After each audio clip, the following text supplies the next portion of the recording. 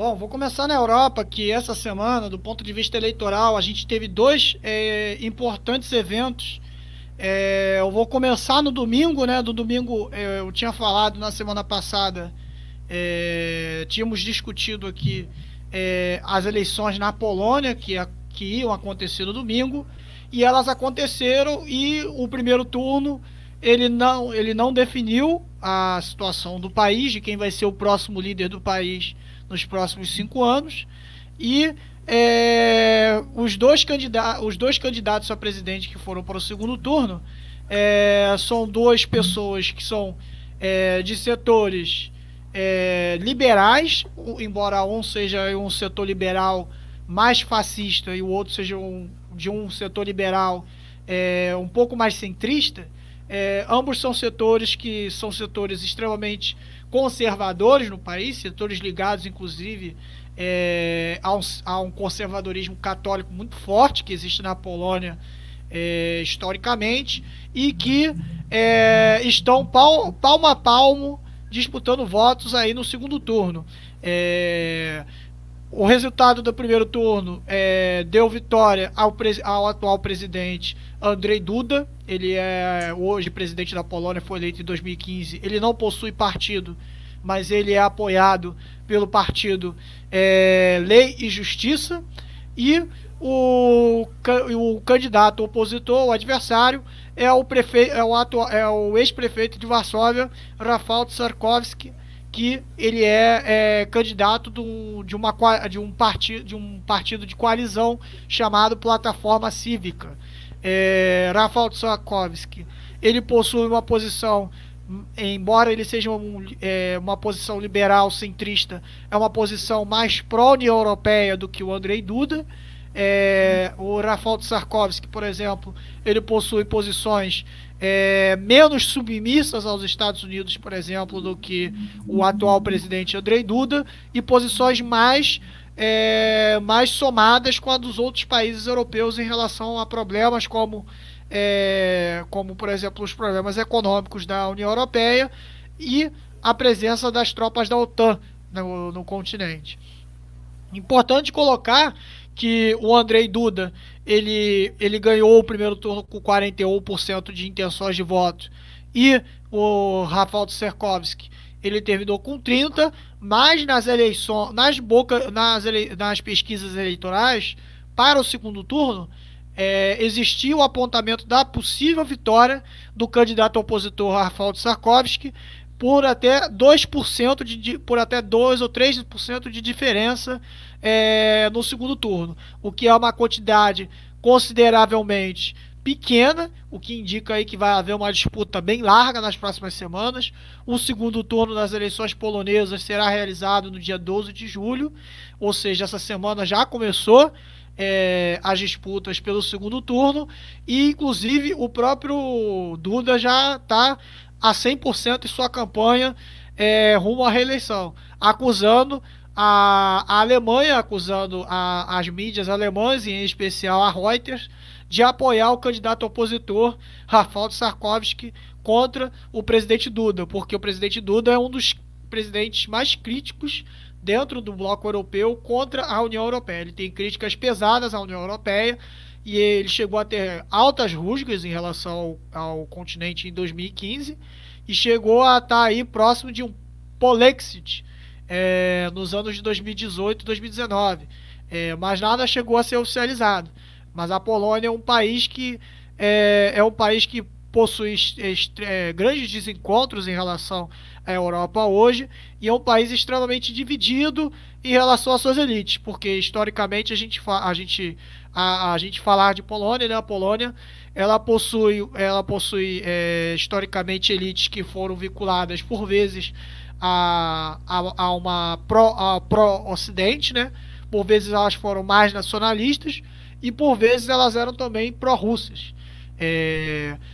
Bom, saindo da Polônia e indo para o outro país na Europa, aí eu vou colocar a Rússia. É importante colocar em relação à Rússia, essa semana, o processo de referendo constitucional que aconteceu na Rússia lembrando que o referendo constitucional ele já ocorria desde a quinta-feira passada, dia 25 de junho, e durou até dia 1º de julho, de um processo de aproximadamente aí, quase uma semana.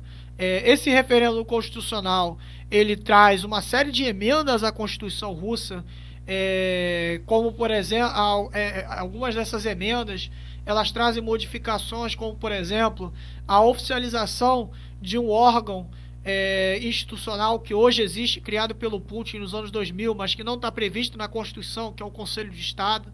Prevê a faculdade do presidente de poder, junto com o Conselho da Federação, que é uma espécie de Câmara Alta do Parlamento Russo, de poder nomear e afastar juízes federais de cortes supremas e constitucionais, e também prevê a separação de alguns dos poderes, né, do poder legislativo com o poder executivo, que hoje conflitam em relação à escolha da autoridade do legislativo.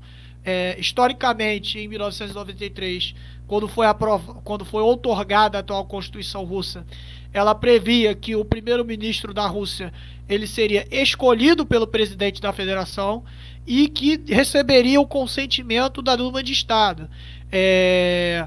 Só que a modificação prevê justamente, a emenda prevê que o primeiro-ministro seria eleito, ele seria escolhido pelo presidente, mas que ele poderia ser ou não recusado pela Duma de Estado. Portanto, o presidente precisaria de uma articulação, de uma coalizão política no parlamento para poder aprovar aí o seu primeiro-ministro.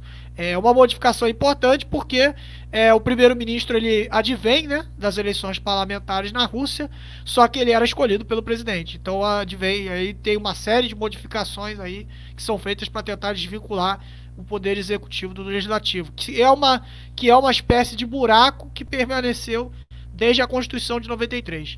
Aí, sobre o plebiscito, é importante colocar que o plebiscito foi aprovado com ampla maioria. O plebiscito foi aprovado com 78%, aproximadamente 77,92%, mas arredondando 78% de apoio da população russa.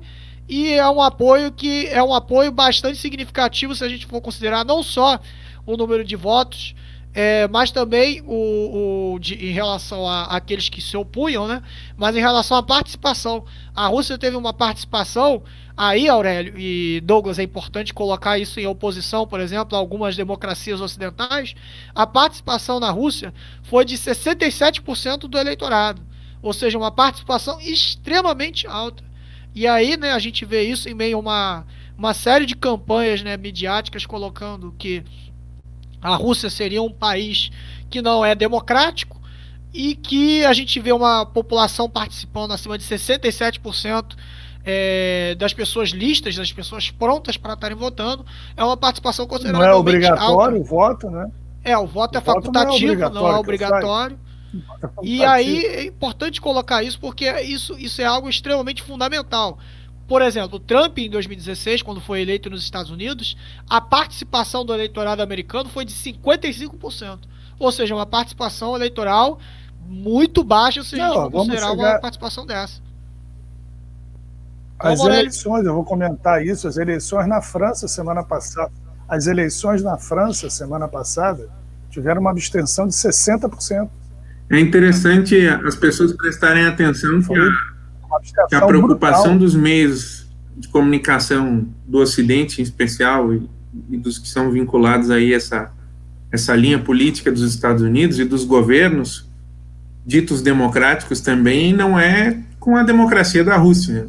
A preocupação deles é com essa política nacionalista e desenvolvimentista que o Putin vem adotando nas últimas décadas e que trouxe a Rússia de volta ao tabuleiro mundial, tabuleiro geopolítico mundial, e é isso que vem preocupando esses setores, né? E não o fato de existir ou não democracia na Rússia, até porque se fosse por isso, os Estados Unidos não era aliado da Arábia Saudita, dentre outros países aí que a gente sabe bem. Bom, sem falar apoio ao governo golpista da Bolívia, sem falar em apoio a presidente autoproclamado. País, como Importante Exato. Por colocar, aí vai. inclusive, sobre isso, que não foram todos os setores que apoiaram o plebiscito ou apoiaram as emendas que foram feitas à Constituição Russa. Inclusive, é importante falar que as emendas já valem desde já. As emendas já começam a valer a partir de hoje, 4 de julho. E só um parênteses, Eden, para o pessoal da extrema-direita brasileira que gosta de dizer que a Rússia é comunista, o Partido Comunista não apoiou, né? Exatamente. É importante colocar Eu isso, acho que era isso. porque o motivo pelo qual o Partido Comunista não apoiou, inclusive, é um motivo importante de ser considerado, porque como a Constituição Russa de 1993 é uma Constituição outorgada, ou seja, isso significa que o presidente na época, o Boris Yeltsin, ele impôs a Constituição, Foi um golpe. o processo constituinte, exatamente, por meio de um golpe, deveria haver um processo constituinte para poder substituir a Constituição, algo que não aconteceu. O que aconteceu foi justamente o contrário. A Duma de Estado, que é o parlamento russo, ela discutiu as propostas de emenda constitucional feita por um grupo técnico de trabalho formado pelo Conselho de Estado, que é um órgão adjunto do presidente, e que discutiu-se onde tem a ampla maioria, né, dos parlamentares, eles são pró-governo, pró-Putin, são do Partido Russo Unida, e eles aprovaram os processos de emenda da Constituição. Portanto, não houve um processo de eleição de constituinte, de abertura de discussão mais ampla, foi um processo de discussão amplo, mas foi um processo de discussão amplo muito mais restrito às instituições que já existem, do que propriamente um processo amplo que abrangesse, inclusive, a população russa de uma maneira geral, processo, inclusive, eleitoral, porque o referendo ele é o final do processo também. Isso é importante ser colocado, porque isso também foi uma discussão também durante a década de 80 no Brasil, né? O Aurélio é um pouquinho mais antigo do que a gente sabe sobre isso. Isso foi um processo que foi discutido na época. Então, Assembleia Constituinte exclusiva. Então, algo que inclusive também não aconteceu naquela época, o que acabou acontecendo foi que teve eleição parlamentar, e aí dos parlamentares fez-se a Constituinte, o que é uma discussão na Rússia, e é por isso que o Partido Comunista se pôs na oposição. Óbvio que também existem outros setores também na Rússia que se colocaram na oposição ao processo de Constituinte, não necessariamente pelo processo Constituinte em si, mas porque o Putin permaneceria no poder. Como, por exemplo, a ex-candidata a presidente Ksenia Sobchak, que alguns chamam, né, jocosamente de Paris Hilton russa, né? E um dos líderes da oposição, um líder importante, que inclusive recebe financiamento, recebe apoio de determinadas ONGs no Ocidente, chamado Alexei Navalny.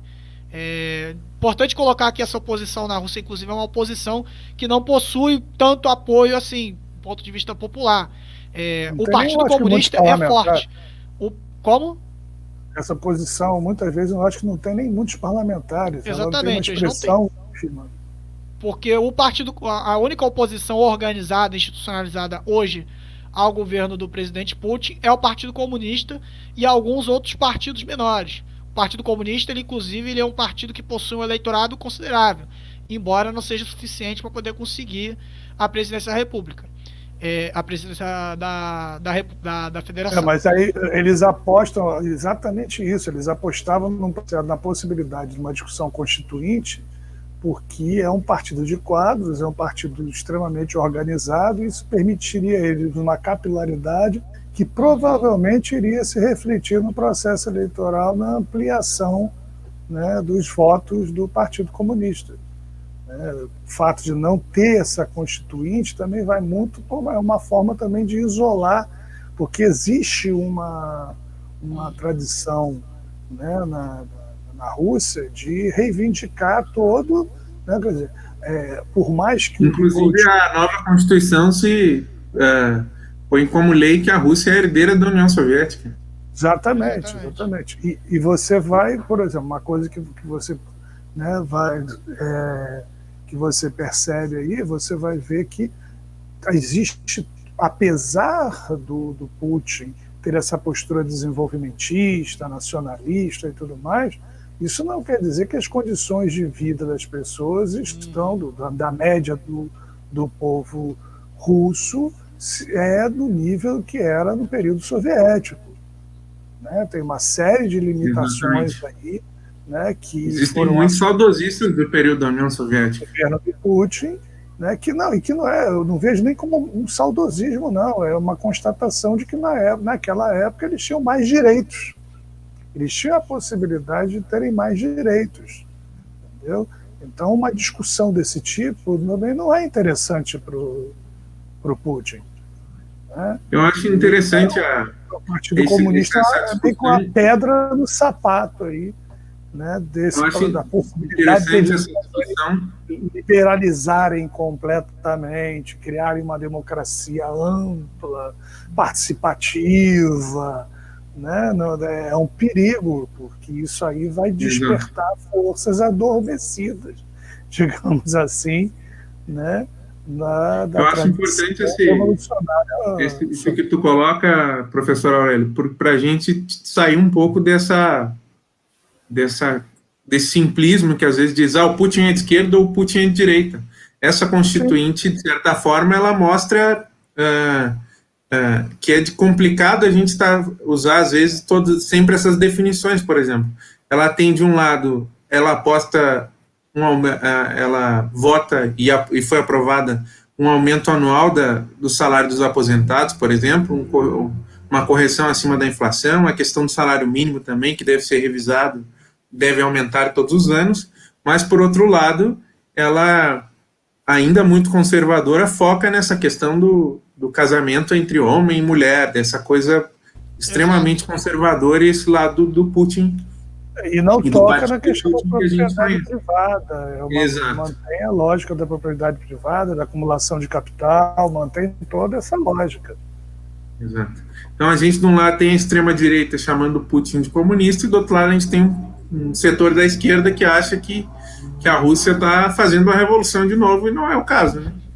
As coisas são mais complexas na realidade, né? Do que fazer essa divisão sem se debruçar um pouco mais sobre o tema. Digamos, né, que a realidade é mais colorida do que um filme em preto e branco. Boa escolha de palavras. Bom, sobre a Rússia é basicamente isso. E aí eu lembrei agora que eu ia trazer um número antes de começar essa sessão de Europa, e aí é importante colocar, porque isso também vai se refletir aí nos processos eleitorais que vão acontecer na Europa nos próximos dias e nos próximos meses, que é um número relacionado a desemprego da juventude. A ONU recentemente divulgou um número relacionado ao desemprego da juventude. Aproximadamente 1 bilhão e 200 milhões de jovens no mundo estão desempregados, o que significa de que 1 em cada 5 jovens não tem estudo ou não tem nenhum tipo de trabalho, instrução técnica. E isso é algo que é muito sério, porque a gente está num momento, né, onde o mundo ele passa por essa crise da Covid-19, ele passa por uma série de empresas falindo em todo o mundo, inclusive na Europa. Esse saldo que a gente vê é muito grande. Essa semana a Air France, de ontem, se não me engano, de anteontem para ontem, de quinta para sexta, a Air France demitiu mais de 7 mil funcionários de sua empresa. Então é uma situação muito ruim, né, que vai se colocando, que se vai construindo no continente europeu, que vai se refletir também, de certa forma, na capacidade dos países também de responder essa crise. A ONU, inclusive, colocou, né, que esses países, né, os países do mundo que estão nessa crise, os países mais afetados, eles terão que criar aproximadamente 600 milhões de empregos nos próximos 15 anos para poder assumir essa demanda. Ou seja, 600 milhões é uma quantidade muito grande, muito aquém do que se consegue fazer hoje. Só para dar um exemplo, e aí eu cito, por exemplo, os números que o professor Elia Jabu, que é um grande pesquisador de China, ele coloca: a China anualmente tem que produzir 10 milhões de empregos para poder não deixar uma boa parte da população desempregada. Ainda assim, tem muito desempregado na China. Muito desempregado não em número de porcentagem, mas em número de milhões. Então isso significa que a China ela faz 10 milhões de postos de emprego por ano para poder não deixar o número de desempregados crescer. O que significa que, se a gente fizer uma conta, do ponto de vista geral, em 15 anos a China faria 150 milhões de empregos. 150 milhões de empregos não é nem um terço do que tem que ser produzido. É quase, aliás, é um terço do que tem que ser produzido no mundo inteiro. Ou seja, a gente vê a situação. E isso impacta diretamente no processo eleitoral. Tanto que está se dando hoje na Polônia, que eu coloquei, como se deu também na França, e que vai se refletir em vários outros aí que estão chegando. Agora, o mundo inteiro vai viver um período que inclusive esses números, eles são números que são hipóteses em cima da realidade que a gente vive hoje. Quer dizer, à medida que isso aí avança e as contradições se colocam, isso pode diminuir, mas a tendência não é essa. A tendência é que a gente vai precisar de muito mais emprego. Depende de vários outros fatores. Quer dizer, se já aponta essa dificuldade, a realidade é provável que seja muito pior. Nós vamos passar por um período no mundo de grandes agitações políticas. Grandes agitações políticas. Isso aí é mais do que correto, mais do que certo. Já tem uma bola de cristal para afirmar e para perceber isso. Claro que o tempo todo os grandes meios de comunicação, tudo isso vão estar, né, dourando a pílula, vão estar dizendo que vai se resolver, né, vão estar escondendo, né, as contradições todas.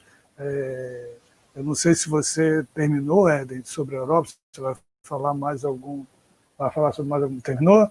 Eu já emendo até com a questão da França. Quer dizer, eu estava olhando as notícias sobre as eleições na França e eu fiquei impressionado, né, que colocaram a grande derrota do Emmanuel Macron, o grande avanço dos verdes, né, e tudo mais. Eu falei, cara, que coisa estranha, num contexto que a França vinha de quase um levante popular contra o governo, de enfrentamento e tudo mais, sabe? Tudo bem, foi derrotado, mas Partido Verde.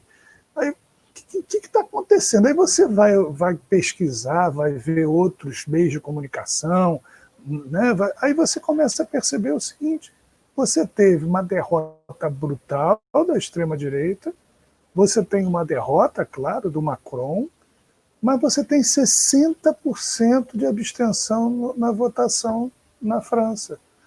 60% dos eleitores na França, na realidade, não se sentem representados por aquele sistema eleitoral ali colocado, por aquela ordem ali estabelecida. Ele não vai e não vota. Ele não reconhece. Isso é gravíssimo. Isso aí aponta, claro, gravíssimo, né, para a ordem estabelecida. O próprio Mélenchon ele falou isso, quer dizer, o grande dado desse processo nas eleições municipais francesas não foi só a derrota da extrema-direita ou a derrota do Macron, ou a ascensão não só dos verdes. Os verdes estavam aliados em todas as suas vitórias, não estavam sozinhos, eles estavam aliados com outros setores da esquerda francesa, com o Partido Comunista, com o Partido Socialista, com o próprio partido do Mélenchon, né?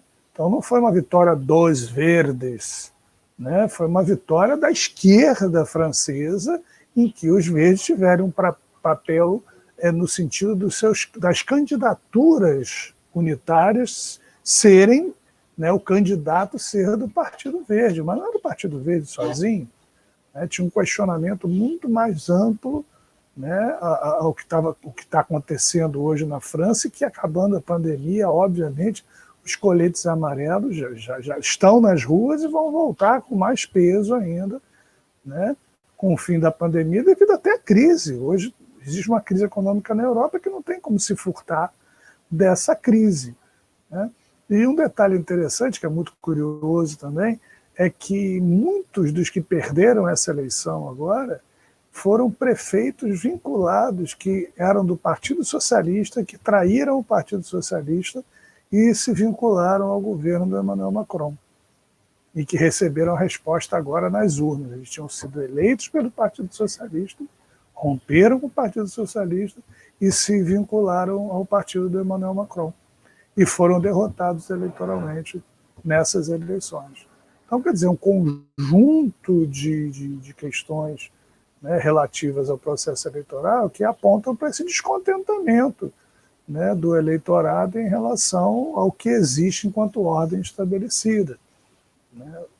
Isso se somando à conjuntura que a gente está vivendo de crise econômica, aprofundado pela pandemia, né, a gente pode ser profundamente otimista, né, dos próximos anos aí, pelo acirramento da luta de classes. A extrema-direita tentou, né, dizer que ganhou, que cresceu, mas não é verdade. A gente tem os números, eu tenho os números aqui, é interessante, foram 840 eleitos em 258 comunas. Quando o partido da Marine Le Pen surgiu com uma força espetacular, todo mundo dizendo que a extrema-direita estava crescendo, chegaria ao poder central na França, eles elegeram quase o dobro de eleitos em 463 comunas, ou seja, o dobro praticamente de comunas, ou seja, foi uma derrota brutal para a extrema-direita francesa, né? E essa abstenção é comparável às eleições parlamentares de 1958, foi a mais alta com todas as eleições europeias desde 79. Então, isso aí são números levantados pela França Insubmissa do Mélenchon. Então, isso aí demonstra claramente esse descontentamento. Bom, sobre essa questão da crise econômica, a gente saindo da França e indo para a Itália, está uma situação econômica na Itália terrível. Para vocês terem uma ideia, 40% das pequenas e médias empresas estão em risco de desaparecimento. Tá? E, nos próximos meses, a proibição de demissão vai ser levantada e vão terminar os auxílios emergenciais. Vocês imaginam o que vai acontecer na Itália. O acirramento das contradições, né, na Itália. Isso vai ser extremamente complicado.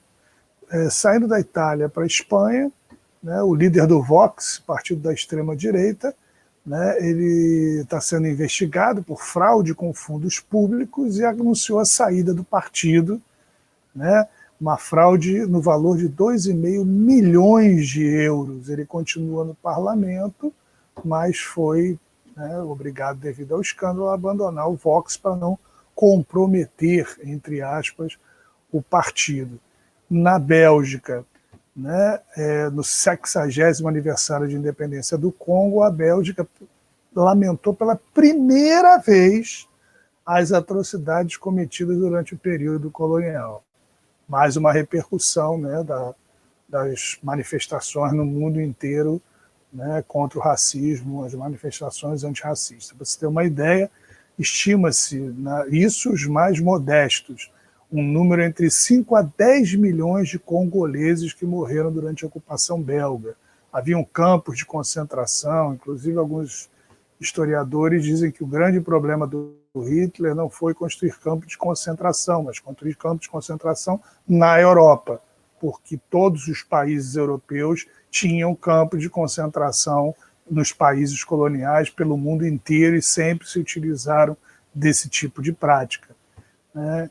Então, o primeiro-ministro da República Democrática do Congo lamentou, né, em nome do seu país, as atrocidades, né, e tudo mais, né, colocou toda, né, pompa e circunstância, mas em nenhum momento tocou em reparação. Né, em nenhum momento falou das riquezas que os belgas retiraram daquele país africano, roubaram daquele país africano e que permitiram a Bélgica ser o país, né, que ela é hoje em dia e garantir uma qualidade de vida superior à sua população à custa desses 5 a 10 milhões de congoleses que morreram, né, durante o período colonial.